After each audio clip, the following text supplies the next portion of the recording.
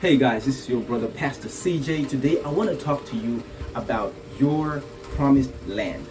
And in that, I want to talk about God's design for your life as it pertains to the promised land. Every person you know has a promised land, okay? That is the place in their mind where they want to get to. I'll start with Jesus' example. He'll show us a design of how God works when it comes to wilderness places and promised land. Jesus, when he's baptized, the Lord tells him, "This is my son with whom I am well proud." And when he says that, immediately Jesus goes into the wilderness. We see him in the wilderness becoming tempted by the devil. And there he overcomes because his word that he responds back with is, "My Father says these words and I live by them." Later on, we see the Israelites coming out of Egypt. And when they come out of Egypt, they start to complain and bicker and murmur. And we recognize immediately that God does not appreciate complainers. Because what does he do?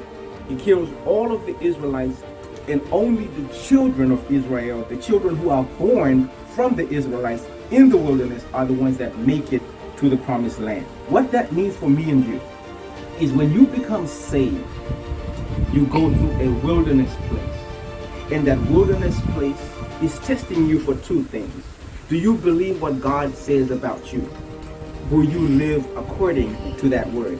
And for those that live according to that word, they're the ones that make it into the promised land. But what is that promised land? That promised land is not a physical place. The promised land is a mental place.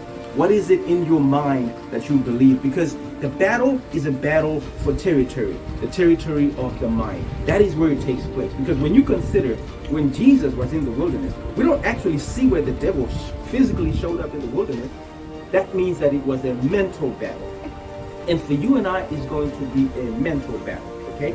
Now, I'll conclude with this. When I was in Egypt some years ago, I asked the tour guide, I said, "How far is it to go from here to Israel?" He said, "Well, Pastor, to go from here to Israel by flight, it's 40 minutes. And I said, "How far is it to go by road?" He said, "If you drive to Israel, it's 10 days.